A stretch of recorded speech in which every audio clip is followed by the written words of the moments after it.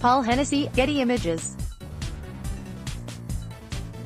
Since Sunday's deadly plane crash that killed 157 people, China, Indonesia, Malaysia, Singapore, Australia, the UK, New Zealand, and Europe have all temporarily closed their airspaces to the Boeing 737 MAX, the model that has now been involved in 2 deadly disasters in the last 5 months. There is incredible pressure on the F.A.A. to take similar action in the U.S., with 2 unions representing flight attendants imploring the regulator to suspend the flights, saying customers' confidence can only be restored by grounding the 737 MAX until the required changes have been implemented and the public can be fully assured. On Tuesday, after offering an incomprehensible take on modern aviation, it seemed as though the president was poised to demand the F.A.A. stop all 737 MAX flights, whether through private channels or simply by tweeting at them. Luckily, though, this particular commander-in-chief is rendered powerless against those who kiss the ring, with more countries grounding Boeing jets and with lawmakers, aviation workers, and consumers calling on the United States to do the same. The head of the aerospace giant on Tuesday made a personal appeal to President Trump. Boeing's chief executive, Dennis A. Muilenburg, called from Chicago and expressed to Mr. Trump his confidence in the safety of the 737 MAX 8 jets, according to 2 people briefed on the conversation. 2 of the planes flown by overseas carriers have crashed in recent months in similar accidents. Boeing's relationship with Mr. Trump has not always been smooth, however. Shortly after becoming president-elect, Mr. Trump assailed Boeing for the estimated cost of its program to build new Air Force One planes, which provide mobile command centers for the president. A couple of weeks later, Mr.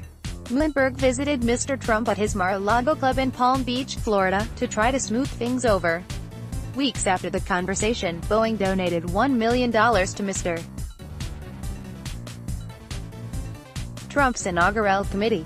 In a statement, Transportation Secretary Elaine Chao, who, along with her entire staff, took an 737 MAX from Austin, Texas, to Washington, D.C., on Tuesday afternoon to make a point, said her department and F.A.A.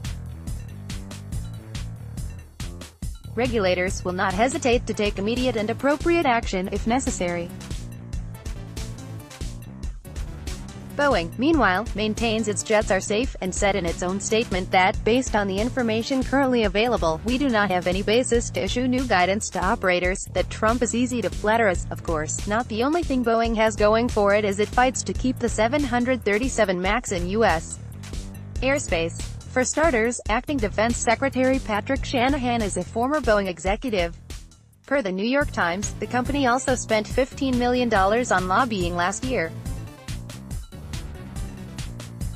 What's more, it basically acts as its own regulator, effectively signing off on the safety of its planes. For decades, the F.A.A. has used a network of outside experts, known as F.A.A. designees, to certify that aircraft meet safety standards. In 2005, the regulator shifted its approach for how it delegated authority outside the agency, creating a new program through which aircraft manufacturers like Boeing could choose their own employees to be the designees and help certify their planes. The program is intended to help the F.A.A. stretch its limited resources, while also benefiting plane makers who are eager to avoid delays in the certification process.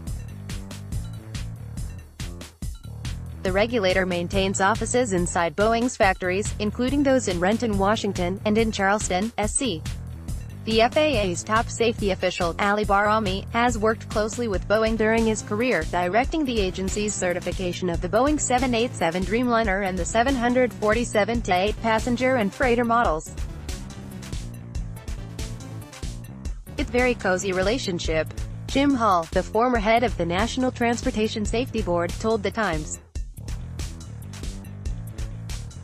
The manufacturer essentially becomes both the manufacturer and the regulator, because of the lack of the ability of government to do the job. Comforting. More great stories from Vanity Fair. How 3 brothers hijacked South Africa. The deepening mystery of Trump's SAT scores. The best crime show you're not watching. Is this Trump move an actual, real-life impeachable offense? Looking for more? Sign up for our Daily Hive newsletter and never miss a story.